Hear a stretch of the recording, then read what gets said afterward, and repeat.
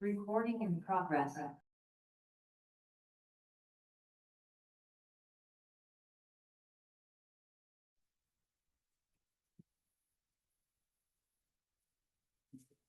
Great. All right, I will call to order the November 3rd, 2025 Parks Recreation Forestry Commission meeting. Kylie, do you have roll call?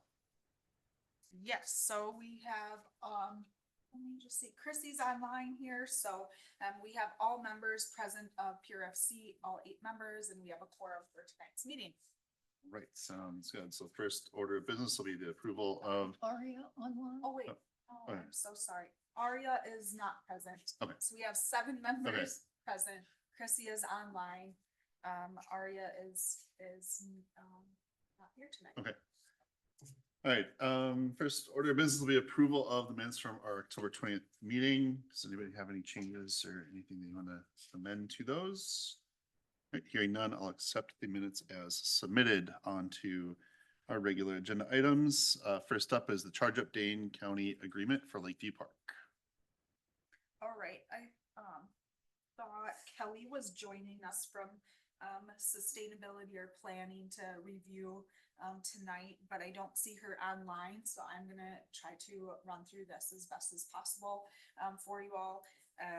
The Charge Up Dane was presented at our August 4th meeting for site location for Lakeview Park to be a site or host location for, let me just follow here, it was a EV infrastructure, which would be a dual EV parking station with 4 parking spaces in total. The process is moving forward. They selected the Lakeview Park as for the next phase of the project. So it's not all the way finalized where the grant is awarded to move forward, but it is moving to the next phase of the grant application, and they have selected Lakeview Park. And tonight there is in your packet a staff memo that gives an overview of the program. Kelly had put together oh, I'm sorry, why did that go off of there?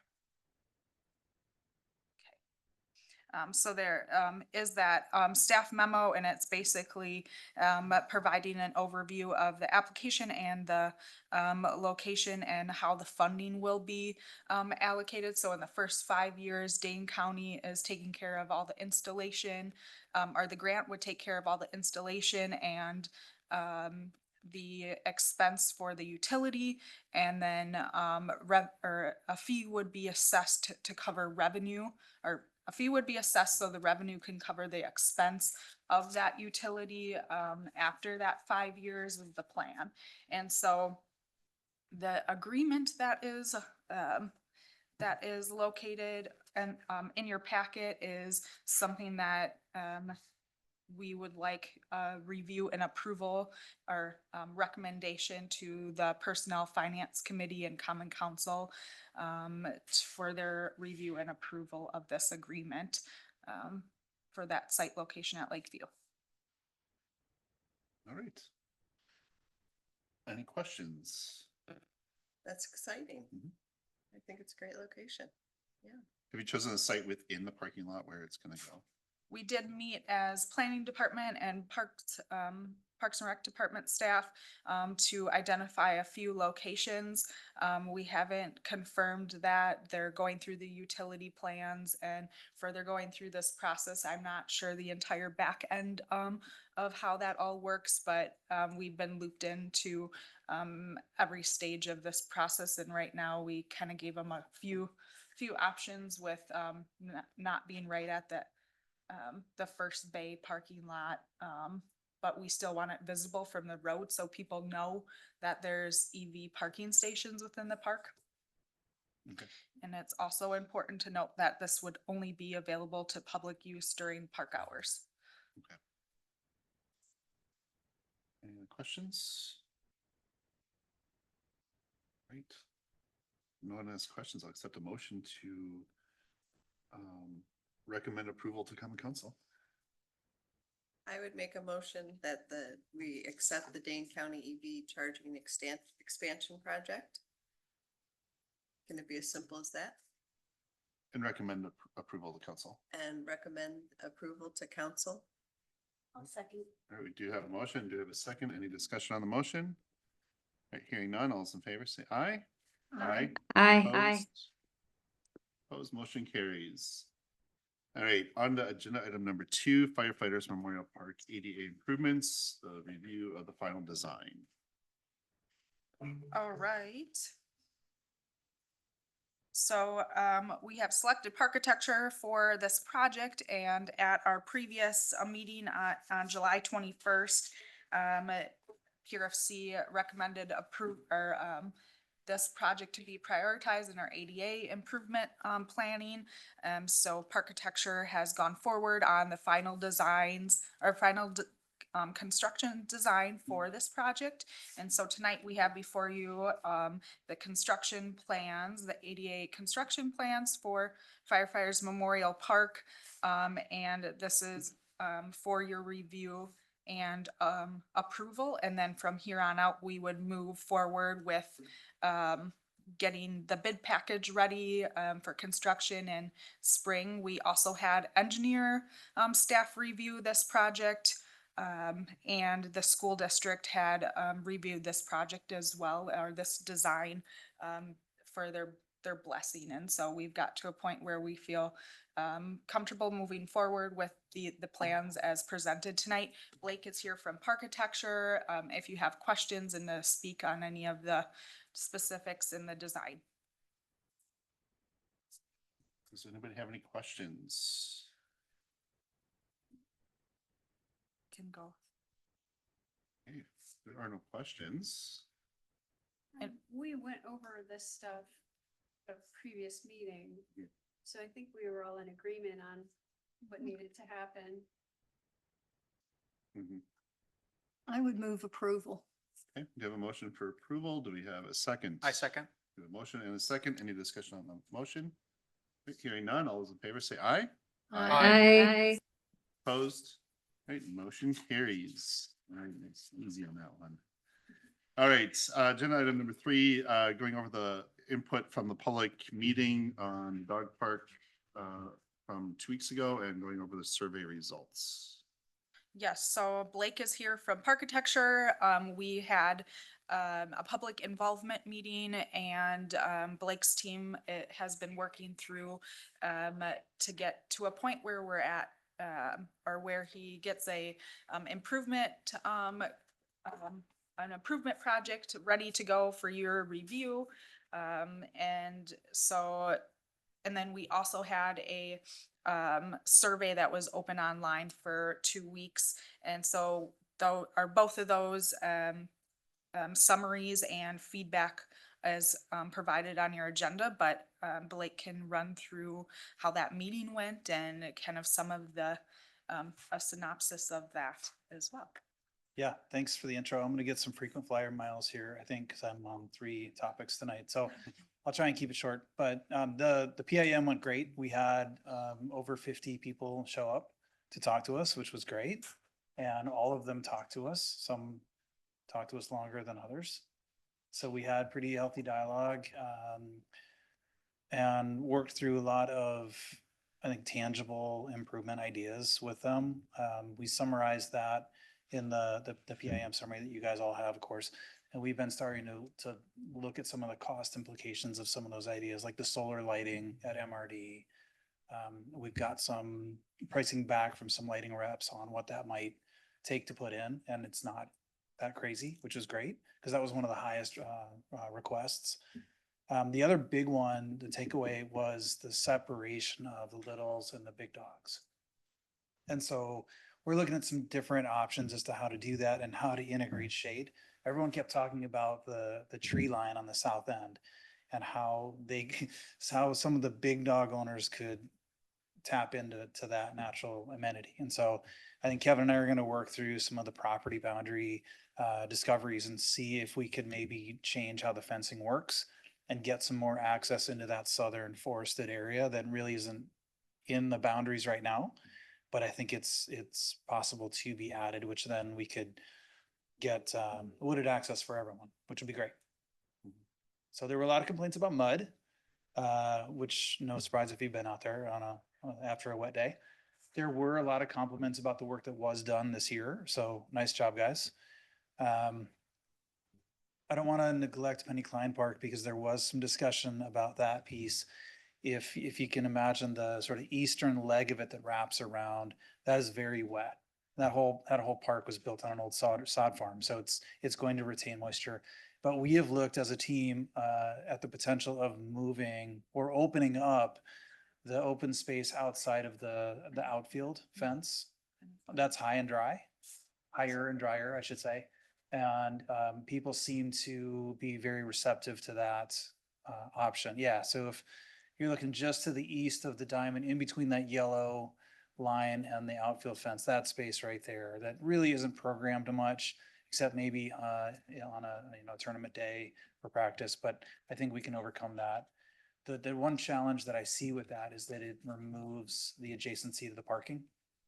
So if we were to do that, we'd probably want to look at a small number of parking stalls along that drop off right there on the south edge of that space, which actually, if you recall some of the ADA improvement plans for this site, we were going to put a connection path and some ADA stuff there anyway. So I think that's all very doable and probably in the best interest of the park. So we'll be back with some graphic concepts for you. But I guess I wanted to pause there and see if you guys had any takeaways from what you read or what you've heard, or if you have ideas. I have one question. Several dog owners were concerned about a dog drinking station. And there was a former vet tech that actually brought up the point that they shouldn't be using a shared dog dish. Yeah, it's a good point. There was quite a bit of discussion about that. Sharing water bowls, just like if you and I were to share a glass of water, we could potentially share who knows what. So I think the recommendation was to not encourage that. If people want to bring their own and do that, that's at that risk, but it shouldn't be at the city's risk or promotion. So ideally, we'd be able to get a water supply up to the parking area. Currently there's the water source down at the bottom of the road, but it'd be great if we could extend that up. So we're looking into the viability of that. If there are limitations with the cap, we're still trying to figure that out. Okay. I also saw quite a few comments regarding a dog wash station, and if we're gonna plumb in water, that might be another way to go, so that if people want to bring their bowls, like you said, that effectively resolves that issue or that question.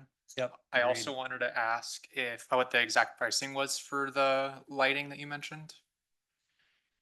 You're if gonna you know. test me here. So we had two different fixtures priced out. One is a 12-foot, one is a 16-foot. And you've probably seen some of the solar lights that have traditional light pole, light fixture, and then a big PV array on top. This is a different setup.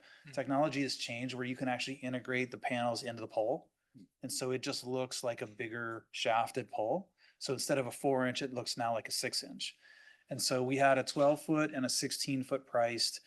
And I want to say the quote came back, just hypothetically one of each, and it was about 22,000. So if you figure that out, the 12-foot is a little bit cheaper than 16. It's probably 10. And the other one maybe 12, somewhere in that neighborhood. The only additional cost beyond that would be putting a concrete base in. So those numbers were from ground up, but a concrete light pole base is probably $800 to $1,000 installed.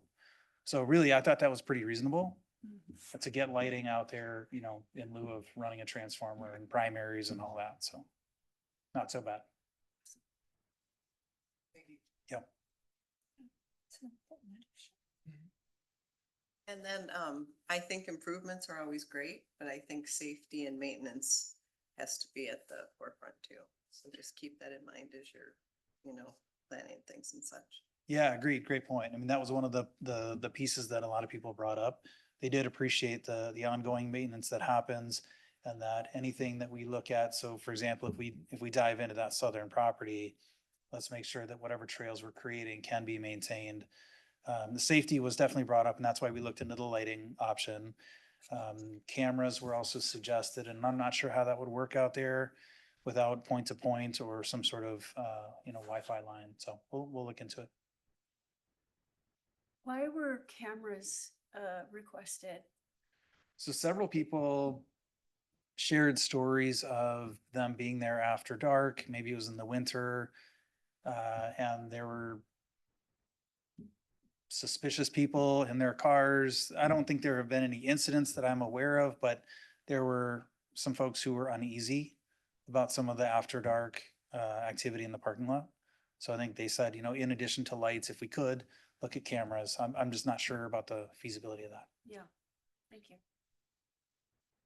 Like that was something that was requested, or we can talk a little bit further about. I met with PD on camera solutions, PD and IT camera solutions, and there were some options, but it was pricey. And for the management, kind of weighing that and where else we would want to see cameras throughout our system and kind of prioritizing what that looks like. I So we wonder can if talk. the better lighting would, if we could get a couple lights in the parking lot, that might just discourage any of that. I think that's the hope. Yeah. And I think we start there. We work with a lot of rural communities and they don't have the ability to do hardwired cameras either at certain sites. And so they will actually do trail cams and game cams as a backup. Mhm. It's not an ideal solution because it requires changing batteries and pulling memory chips out, but it could be an option, especially with more lighting. Sure, great. Was that imagine it'd be cheaper with lighting and less maintenance, potential headache? Which part would be cheaper? The lighting versus cameras Oh, and the IT infrastructure needed. Well, I don't know what IT is telling Kylie, but I'm guessing it's more than 22,000. Just a guess. About there. And for the Penny Klein Park, can you explain why that park is so wet as it is when you look at the overhead there? Sure. So one of the tribs to Pheasant Branch Creek runs through there. You can kind of see that shaded or Kevin, are you driving? Who's Kylie? I You am, driving? I am. Can you trace the creek trib there for me? So there is a water body through there. That's again, an old sod farm back in the day. It's a sponge basically that was built on. And so it doesn't ever really let go of that water that flows through the site. So I think that eastern dashed area that's the current dog exercise area is literally a sponge and never really dries out. And so that's why we were looking at potentially that higher spot left of the trail. So one of the things we'll have to consider as a group is if we do want to make that move, we're either going to close that eastern piece. So you're not walking through two sections of fence, which is an uncomfortable environment for anyone, or offset the fence far enough from the path so that it doesn't feel like you're walking through this tunnel.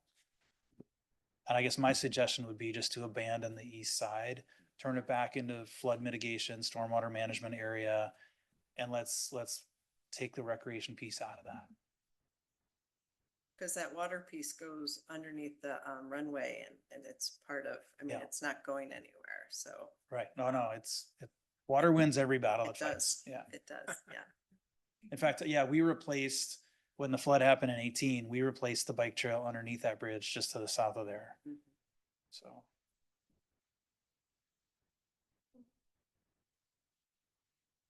Any questions or feedback? So do you need anything from us, either Blank or Kylie, tonight? I think just the sense that we're going in the right direction and we'll be back with some of these ideas on paper in a graphical form and some cost estimates to go with it.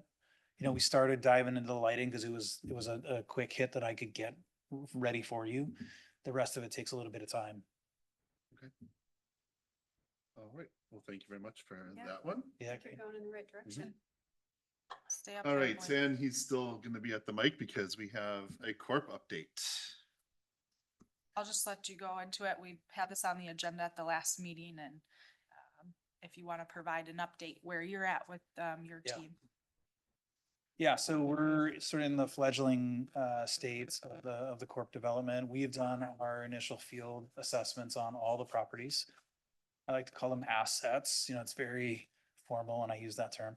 But so we've been out to all the parks and inventoried all of the amenities and facilities within, so we know the condition.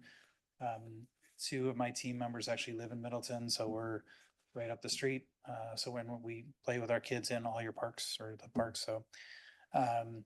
But we will be, well, we started the survey online. So if you haven't taken it, please take it or share it with your friends. I'm gonna get it emailed out to all of you by the end of the week. You can't take it by the end of the week. Share it out with your friends. We're hoping for a high response rate so we can get some statistically valid data. That's always nice to fall back on. But I think we have a pretty good snapshot of what's going on in the system. At some point, we're gonna want all your input about what you're seeing, what you're hearing. Anytime is a good time for that, so funnel it all through Kylie and Kevin if you can, and that'll get to us. But our process will continue. We have stakeholder interviews next week and the week after. So we'll have 2 very long days of hearing from some of the primary park users. And then once we get all this data kind of in our heads, we can then start to formulate out our preliminary recommendations for each property. And then come back to you guys, test it and say, hey, this is what we saw, is this what you see? And then assuming that we're all in agreement, we start to look at, you know, planning out the priorities for those improvements and what they might cost. And, you know, where that falls in the budget cycle over the next 5 and 10 years. 5 to 10 years. What I miss, guys? I think that's a good summary of it, of where you guys are at, and it kind of mirrors what we were talking about last week. And we are next working on all of our goals that we have. So our goals related to our vision, mission of our department. And we really want to make sure that gets hammered out early on in the process as well. Can I cheat and sneak in a little comment about the playgrounds? Okay, Oh, no, yes? yep. So one of the things that that we you- saw throughout the system is the need for playground updating. And this is not a surprise, you guys know this. As you probably know, we're working on several of those playground updates. So as we are plotting forward with the corp, we are also working on some of those playground updates, and there will be lots more discussions on that very soon. Good? Yeah. Yeah. Yeah. So parallel tracking. Okay. I snuck that in, sorry. No, thank you. Thank you. All right, any questions right now? See, Kylie, you said you're gonna send out the survey to us by the end of the week. When is it gonna be published to the It should be public? published by the end of the week. I'm just working on a website page in the Okay. background where everybody can go to. The link is gonna be in every single postcard that's mailed out to every resident in the city. So there's gonna be a QR code to everybody. It's gonna be in our recreation guide that comes out this fall, winter recreation guide in the next couple of months, and then we'll send out email blasting and all that. I know you guys talked about yard signs for that as well. I was just thinking about if the yard signs will go into the ground here coming up with the, so I was looking at that today a little bit, but it is live right now. I just have to get it out to everybody, so. Okay, and how That's- long will the survey be open? Into January, I have to select a date on the website when that closes so that people know, but I think we had till January, probably end of January timeframe, so. I I might, mean, we can be a little flexible on that. I think the hope is that we can hit several opportunities to push it out, the date, you know, the request. And so however that times out, if there's a certain date where newsletters are going out and email blasts are going out, to me, it doesn't matter if it's January 31st or February 15th, you know, somewhere in that window. So then we can start going through the data and really honing in on it. This is a marathon, not a sprint, right? Right. Yeah. Any other questions? I will say, looking at the corp timeline, there's a public input meeting on the 21st of January, so it might be valuable to have it open past that so that people can continue to give feedback based on what they heard at that meeting. that's a good point. I like that. So at that public meeting, since you brought it up, we'll have all of our boards with our inventory and analysis that people can, it'll be open house style, so they can come through and they can see all the photographs of the broken benches and the, you know, the whatevers. But I do want to make the point now, and I'll say it again, don't take anything that we are showing you guys personally. Our job is to help you justify dollars to improve your system. It's not to say, hey, what a great system we have. We know what a great system Middleton has, but we want to make it better. And so that's what we're going to try and help you guys do. Okay? So don't get mad at me when I show you broken stuff. Great. Well, thank you very much for joining us tonight. Thank you. Thank you, Blake. All right, on to our fifth agenda item, the lease agreement with CXC. All right, so I'm just gonna run through a few things here. First, and we have members from CXC here tonight. Nick, I let you know that ahead of time. If anybody would like to ask questions or that of the lease, documents, our master plan, we have several attachments on here. And I'm just gonna run through an overview of this agenda item. The city has been working with Central Cross Country Skiing Inc., and I'll refer to them as CXC for short, but it's Central Cross Country Skiing Inc., to update the current original lease and master plan. The current lease and master plan was completed and signed in 2021. 2022 was the amendment to that document. The goal that we've been working on is to formalize the partnership and clearly define responsibilities between the city and CXC regarding operations of the CXC Outdoor Community Center, the Middleton Nordic Center building, and the city's Middleton Bike Park. And kind of before we jump into the lease updates and a little overview of that, I want to make sure everybody understands the facilities and the land that we're talking about. So I have this up, but I moved to the dog park here. So give me 1 second where it stalls on me. Okay. And then we're going to move down here. Zoom out. Okay. So it's along Highway 14 here. If you're getting out to the site, you take Highway 14, and then Schwartz Drive is this road, a public road in the city of Middleton there. And then there's a private drive. I don't know why I can't zoom on this, but it's not zooming for me very well. Thank you. Okay, so this is a private drive to the facility, and it goes to this parking lot located here, and the city's pump track that was installed, you can see on the map there, the trailhead and all of the brown trails. There is some drifting, I'll say that as a caveat to these trails, so they're not in the exact location. We still have to field check them, but they're generally in the location provided on this map. So all the brown trails are the city's mountain bike trails, single track mountain bike trails that go on the backside of the Pleasant View Golf Course. And then the trails in blue are the ski trails, and those may have been adjusted or a bit updated. So generally they're in the location or depicted as what they are currently. So this facility is on city property. So this is City of Middleton property that I'm outlining in blue here. The ski trails that you see are not on city property, but they are in an easement that is on the lease. So it's a city easement for the trail to be located on there for such uses as cross-country skiing and hiking, as outlined in the lease.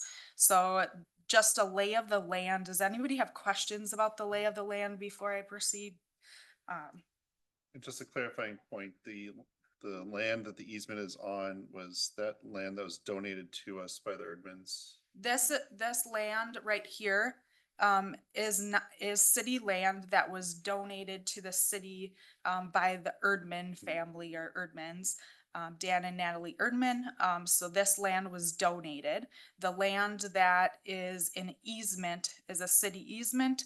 That land is an easement provided by, and it's not donated land necessarily, it's in an easement, so it is being provided as a city easement through the lease. That's from the Erdman still. Yep, that was clarified. Okay. And then, and so that's kind of a lay of the land, just for reference as we're speaking through this lease, and updates. So, yeah. And then, with the donation, there is a donation agreement within the original lease that, has a condition for the land to be used and developed in accordance to that, donation. So, they spelled it out very specifically in the, land donation, what uses they'd like to see, on that land and on the easement. And then I'm just gonna run through here. I have attached a memo, from just to outline some of the major changes to the updated, lease and, agreement with CXC. So there's 3 major changes. The first one, construction security requirements. This item pertains to the city's general lease conditions and is not, a discussion topic for PRFC tonight. That's more something that Common Council or Personnel Finance can discuss. And then, item number 2 is maintenance responsibilities. So this was a big goal coming out of this lease update, is to, take a look at the maintenance responsibilities and, make sure those are all addressed. So as we move forward in the partnership, we, clearly know the expectations and, responsibilities for each party. So, just kind of detailing some of those, changes is, and what CXC versus the city is responsible for. The city is, now responsible in the lease update for asphalt maintenance and repair of the driveway and parking lot areas. And then repairs, maintenance, and capital improvements of the bike park area, bike trails, pump track, and landscaping. And then trash receptacles and trash removal for the bike park, and then portable restrooms as we deem fit for the, bike park as well. And then, CXC responsibilities, would be repairs and maintenance of all other areas outside. And I'll just go to this master plan so we can just kind of look at,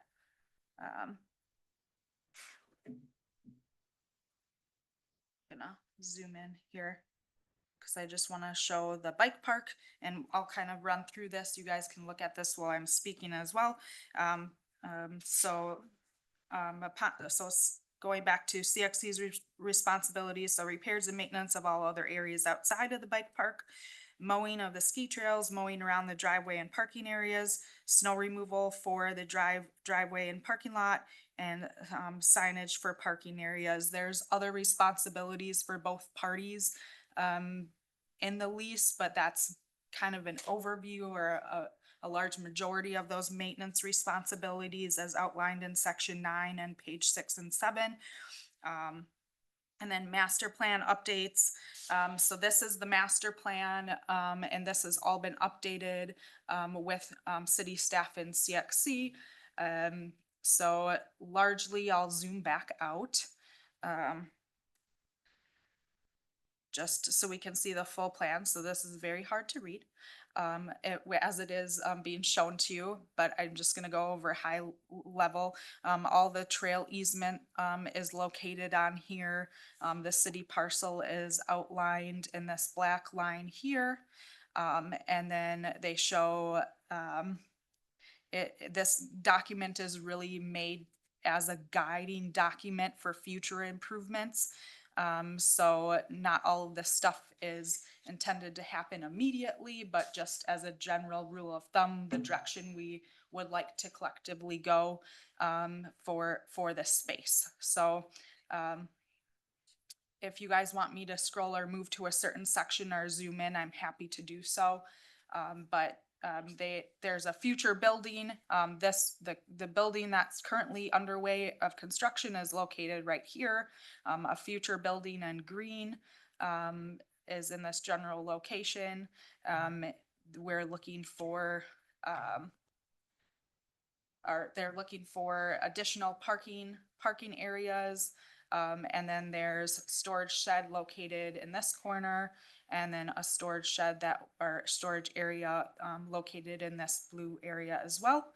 The trails that are outlined in this red color are what are to be paved.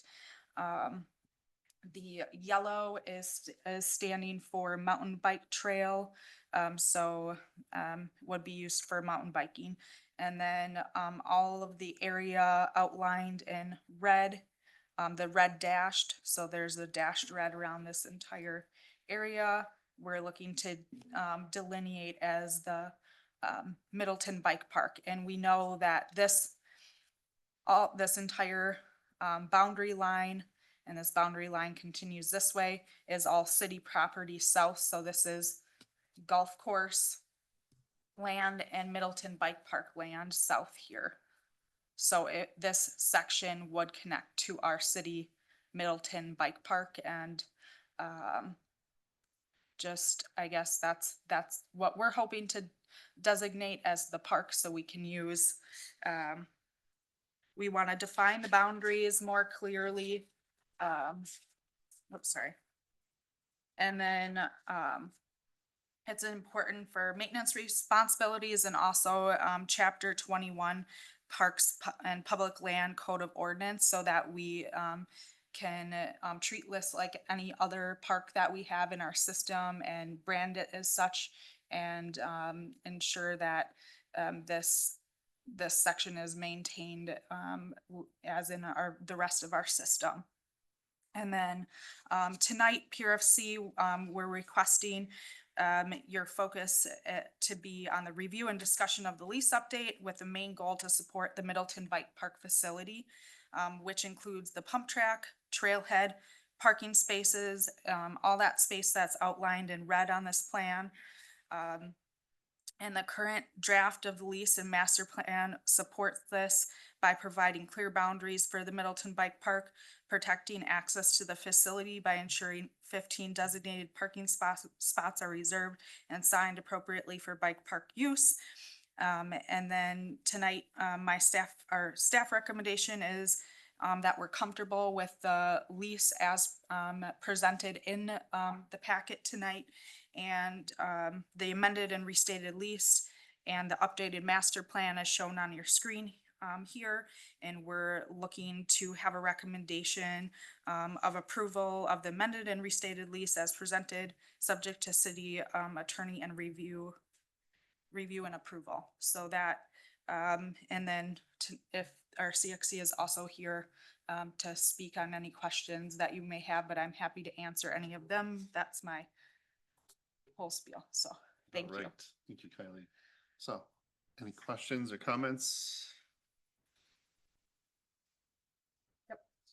On the master plan map, the red path, is that exactly where the ski trails are as well? Like this red path, Yeah, like the phase 2 path area. that's phase 1, where the ski trails are located. and they will be paved eventually? That's what CXC would like to do, is pave these trails. Okay. I'm just, yeah, do you mind? Up to the mic. Yeah, if you have, yeah. Please go up to the microphone and just make sure it's turned on. I think, Are we on? Sounds like it. Okay, thanks. Yeah. So the red, the path system that you see there speaks to some paved and some natural.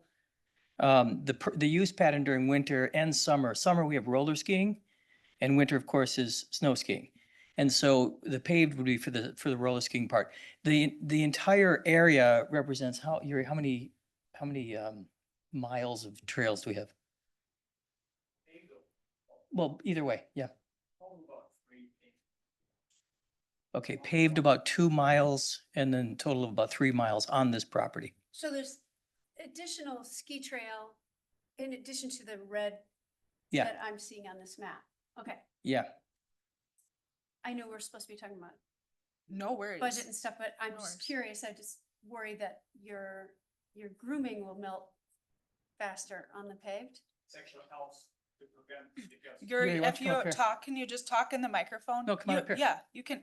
I just want to make sure it's recorded or those, yeah.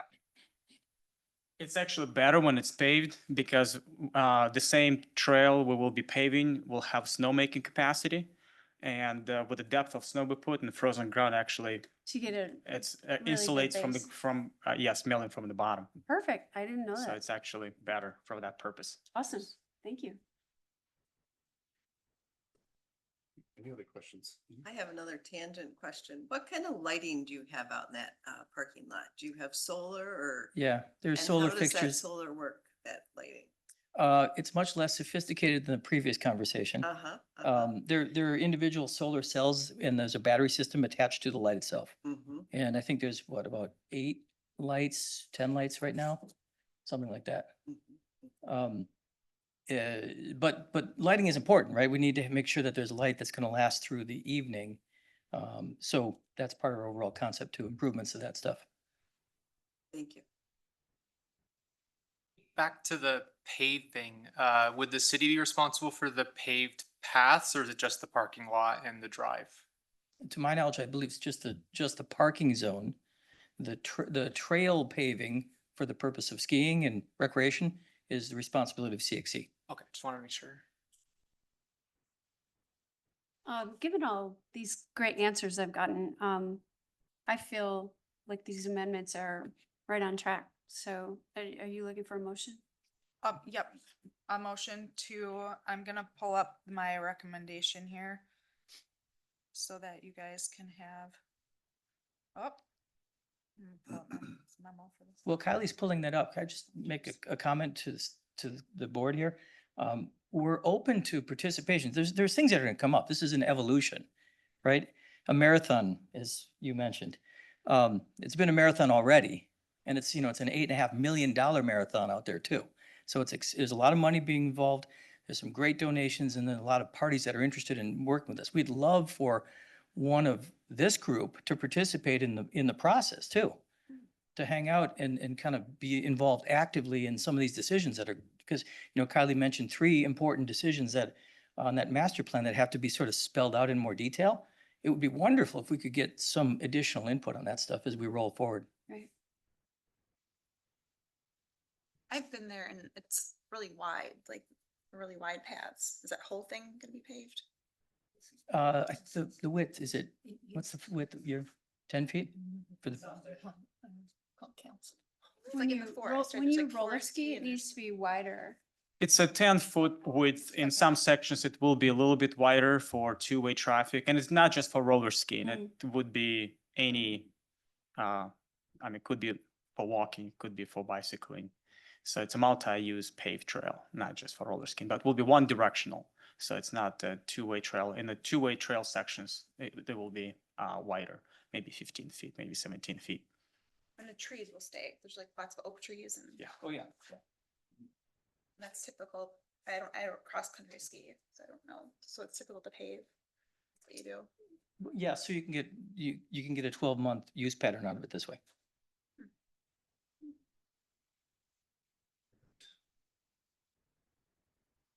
Thanks for all you're doing. It's a great facility. Thanks. Yeah. Okay, you wanted to pull up a recommendation? I can zoom in. Okay. I move that we approve the amended and restated lease with CXC. And we recommend it to common council for approval, subject to the attorney review. I'll second that. All right, we have a motion and a second. Any discussion on the motion? All right, hearing none. All those in favor say aye. Aye. Opposed? All right, motion carries. All right, thank you very much. Thank you so much. All right, Thank and you. On to our next agenda item, which will be the 2026 park shelter reservation fees. This is coming back to us from our last meeting. Yes, it is. All right, park shelter reservation fees here. Okay, I have this on your agenda again tonight. And I know you were looking for more data, on the park shelter fee or park shelter use. And so I looked into that further. I also looked back at our meeting, minutes and agendas from 2024. We had 2 meetings in 2024 related to shelter reservation rates and policies, and I'm talking through that vigorously about where we arrived to the fee schedule that we currently have. And then just highlighting some of our use patterns, and we have seen a decline in our reservations in 2020. Oh, we're in 2025, so 2025 and 2024, we've seen a decrease in use, but that is due to our resident, non-resident. I believe it's due to our resident, non-resident policy. So we had several non-residents that would be able to reserve shelters at a resident rate. And now a lot of the non-residents were marked as, as so they had to be assessed a non-resident rate. And then our Middleton Recreation has also been utilizing a lot more of the shelter spaces. We don't have recreational facilities, so we use a lot of our shelters for recreational facilities. And then we also have 3 less reservable sites in those years. So Parisi, we didn't rent out because it was unusable condition, and we had 2 very actively used shelters in Fireman's Park. So those were removed from our reservable locations. And then all 501c3 groups at that time when we were discussing, they received a discounted rate that was much less than what we currently provide them. So we think that that transition in fees and assessing a fee structure and the use patterns has reduced usage for the general public, but we've been opening it up for our services for recreation. I am looking for a recommendation, and I can blow this up. I realize that it's a pretty small here, but I'm looking for a recommendation tonight because we go approve our language and everything in our rec guide. So we need to have everything before November 10th. And so this is the last meeting before I can get it into the rec guide. So I'm hoping that we can make a conclusion. I also looked into the weekday fees, and unfortunately, I think weekday fees, if we provided a weekday fee, it would create so much time of our staff to manage, and then the communication wouldn't be very transparent. And without kind of going into looking at our scheduling system and the front end and back end tonight, I hope that you can trust my my communication on that. I looked at that with my office manager, and you would have to double your outward facing calendars. So if you wanted to look at weekday and then weekend, you'd have to look at 2 calendars for one facility. So there would be too much confusion on both ends that I wouldn't want to go to a weekday rate necessarily. So I didn't provide that as an option tonight. But what you're looking at is our current rate. So I have our current rates that were last updated in late 2024, and then I have a proposed option 1 and a proposed option 2, and I'll also throw out that we could just stay with our current rates and add in Parisi Park Shelter. That's maybe too many options on the floor. Don't want to confuse you. I hope this is a simple constructive conversation with you all tonight. Just a question. Maybe I'm missing it, but other than the Lakeview indoor non-resident rates and then the $2 changes in the Orchid Heights and then the Parisi, there are really no differences between option 1 and the current rates. Wait, option 1 or? I'm not seeing any. No, I didn't change anything, and everything in red is changed. But Wait. the 300 non-resident rate for the proposed option 1 is what the current rate is. I'm confused. Proposed option 1 for Lakeview Outdoor Yeah. Oh, for no, non-residents. that's the same then. Yeah. Why did I not? You know what, you guys? What did I do? I did a bad thing. Okay. I was looking through this for so long on Friday. This is what I did. Spreadsheet fatigue is real. I put it on here and just highlighted it red and I didn't change it like I was supposed to. Oh, is it Thank you, supposed to Nick. be different? It's all supposed to be double, so it was supposed to be 50% higher. So it'd Oh. be 200, 400, 250, 500. Well, I didn't change it. Good job, Kylie. Okay. Okay. So. Proposed option 1 would be a 50% increase for non-residents, but staying the same at resident rate. So this is now super confusing and I apologize for all of Oh, this. but the rest of them look like they got the 50%. Did they? I don't Yeah. know. Yep. So just pretend, like, don't look at the number. Option 1 is the current rate at a 50% increase for non-residents. So maybe I didn't do the math. on No, No, some of it's them. for fine, the- except for that first line. Yeah, oh, okay. For Phew, option you did great. 2 is They're all- about the same They're as, still the same.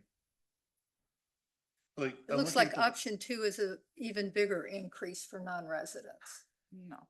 for Lakeview outdoor, indoor and outdoor. Okay, so I'm just gonna hold on. Maybe we don't need to look at this. Okay, hold on.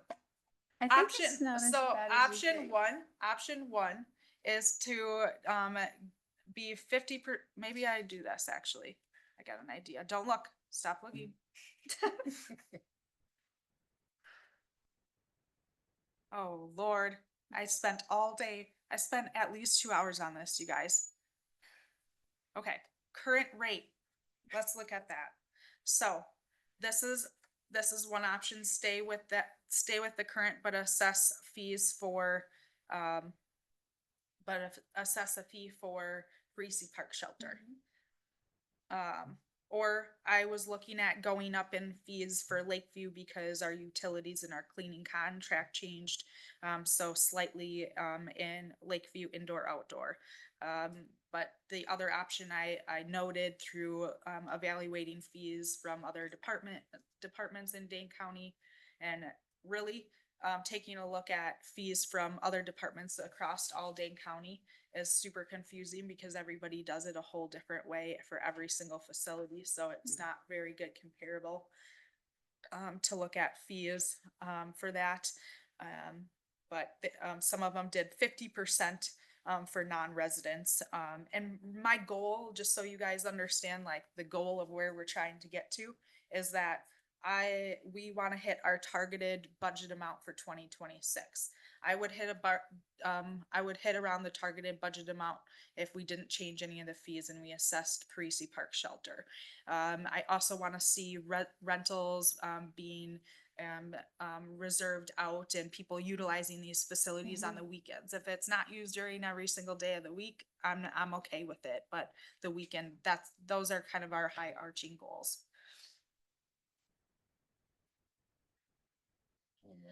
It looks like option 2 is just what you said. It's the current rate, but the increase because of the cleaning contract for Lakeview indoor outdoor. And that Correct. seems perfect. I would make a motion to recommend option 2. We do have a motion for option 2. Do I'll we have, second. we have a motion and a second. Any discussion on the motion? I would say that I have thoughts regarding raising the rate for residents versus non-residents. I would favor not raising the rate for residents. Of course, if it's a blanket facility raise, it makes sense to just increase that fee. The only balance against that I can think of is that there might be non-residents that choose to go elsewhere, considering they're non-residents. But I feel more comfortable saying that, having said all that. Any other discussion? All right, hearing none. All those in favor of going with the proposed option number 2, say aye. Aye. Opposed? All right, motion carries. All right, on to liaison reports. So we did plan commission last week. Big ticket item on the plan commission agenda last week was a public hearing on rezoning the Imperial Garden area.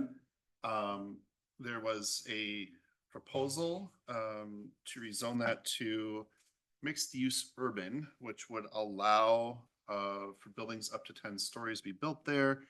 The current city guidance on the future land use map says that it could be rezoned to mixed use avenue, which would limit building height to 5 stories with required commercial area on an intersection. So the developers came in, they pitched an idea. This is a vision of what this could look like. It wasn't an actual proposal that they want to build. I'd say about a dozen people overall spoke at the public hearing or provided comments to the planning commission for the hearing. Pretty much what we heard from the public hearing from the public was concerns about traffic. It's a busy intersection as is. Allen and University are very busy roads. But there's some of the feedback that we gave to the developers and really to each other. Mixed use urban requires the lot, each lot be a certain size, and that actually has 4 different lots in that property. And none of the 4 lots are big enough to qualify to be rezoned as mixed use urban. So they'd have to combine them into 1 or 2 lots in order to actually rezone that. The other hurdle that they'd have to overcome to get it rezoned is that in order to rezone it to something other than what's listed in the future land use map, the future land use map has to be amended. So the future land use map is part of the is similar to the corp. It's part of the comprehensive plan, redone every 5 years. It was done in 2023, so we're year 2 into the current future land use map. That's really used as a guidance for the city and also developers about this is how we're willing to use our land in our city. So they would have to go through the process of getting that amended. There's some apprehension about doing that for specific developments because it could open the door for every developer that wanted to come in to amend the future land use map to fit their needs as opposed to following what the city has already laid out. So no action was taken. We just provided feedback. Planning department will present us with the call findings of fact at a future meeting. They have up to 60 days to be able to do that from the day of the public hearing. That puts us at some point in December when it'll come back to us to make a determination and make a decision on whether or not we're going to recommend changes to the zoning. Ultimately, it is common council who gets the final say on if land is rezoned. So that's the biggest item from the plan commission meeting the other night. There was some minor updates to our lighting ordinance as well. We're trying to implement some dark sky initiatives to try to help reduce our light pollution in our city to be a little bit more bird friendly as well. So yeah, that was pretty much all. And has Conservancy Lands met since we last met? I think so. No. Okay. All right. So no updates there. So that is our agenda for the night, and therefore we are adjourned. Thank you all for coming out tonight. Thanks for both. Mhm.